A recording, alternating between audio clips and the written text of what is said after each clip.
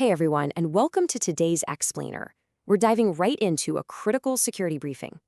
Taking AI agent payments from a massive, glaring vulnerability and reframing them into completely controllable infrastructure. You know the drill. Your AI finds a vastly cheaper API, it does the math, it's ready to execute, and then it just stops cold. Why? Because it needs a human to manually type in a credit card number. That's not just a minor bottleneck, it's a fundamental failure of our current payment infrastructure. Let's talk about how to fix that. Here's our roadmap for today. First, agent payment risks, then intent and single-use cards, followed by a FluxA Wallet config guide, an MCP server connection demo, and finally, strategies to prevent overspending. Okay, moving to Section 1, Agent Payment Risks, Why Traditional Wallets Fail. Look at the stark contrast here between human-centric traditional wallets and true AI-native infrastructure. Traditional wallets rely on seed phrases, permanent credit lines, and manual screen approvals, right? It's a binary system. You either hand an AI the absolute keys to the kingdom or you give it nothing at all. But an autonomous agent actually needs verifiable machine identity, protocol-native settlement, and strict infrastructure-level rules to operate safely without us constantly hovering over it. Even the legacy payment giants are waking up to this. Like MasterCard says right here. As agents become more capable, trust, transparency, and interoperability become paramount. This absolutely proves that the bottleneck isn't AI intelligence anymore, right? We simply lack the secure financial plumbing built specifically for non-human actors. Let's hit Section 2, Intent and Single-Use Cards, your defensive arsenal. Our very first defensive primitive is the intent mandate. So instead of you clicking approve on every single tiny transaction, you deploy a programmable authorization directly at the infrastructure level. You explicitly define exactly what the agent can buy, you set the budget cap, you list the allowed domain host names, and you lock in the time validity. Every single downstream payment is automatically checked against these rules. It's security without the manual roadblocks. Now, what if the AI absolutely needs a credit card? Handing over a real piece of plastic exposes your entire credit limit permanently. I mean, you're literally one hallucination away from your agent accidentally buying a yacht. On the flip side, look at the FluxA AgentCard. It's an amount-locked, single-use virtual card generated for one specific task. Once that transaction clears, boom, it auto-closes and any unspent funds just return to you. No lingering credential risks whatsoever. Section 3, FluxA Wallet Config Guide, the Deployment Manual. Let's actually walk through the setup. First up, you sign in securely using a social account and fund this non-custodial wallet with USDC. Step 2 is absolutely crucial. Create a new agent profile to register it on the network. This completely bypasses the absolute security disaster of handing out an open-ended API key.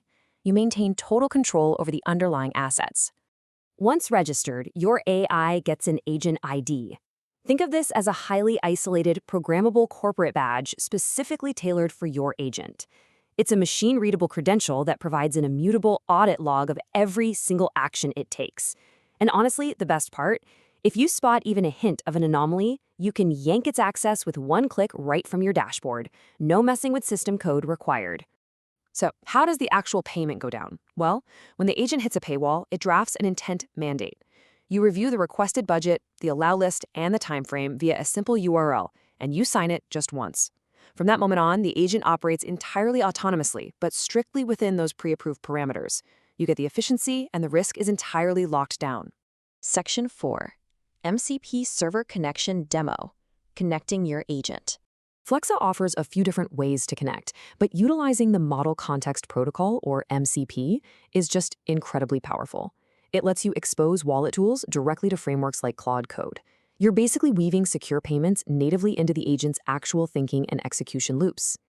Hooking up the MCP server is super straightforward. You configure your local or remote server and then expose your wallet tools, things like payments and mandate management, as native callable functions.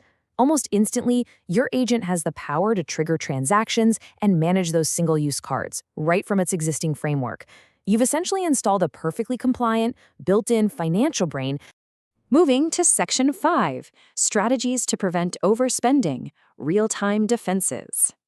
Even with a flawless setup, an LLM hallucination might still try to drain your balance. FluxA combats this with a really robust 4-layer defense architecture, highlighted by TE, or Trusted Execution Environment Hardware Isolation. Basically, this means spending rules execute in a secure hardware enclave that's totally walled off from the application code.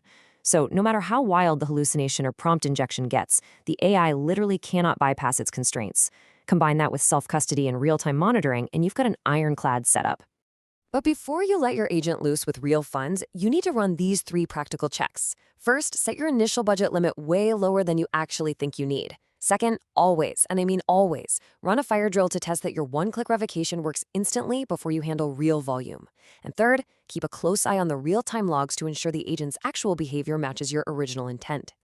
Your AI agent might possess some seriously incredible analytical skills, but until you isolate and program its payment infrastructure, it's just a massive liability waiting to happen. So, look at your own setup. Ask yourself, is your AI agent truly ready to transact securely? Something to chew on. Thanks for joining me for this explainer, and we'll catch you next time.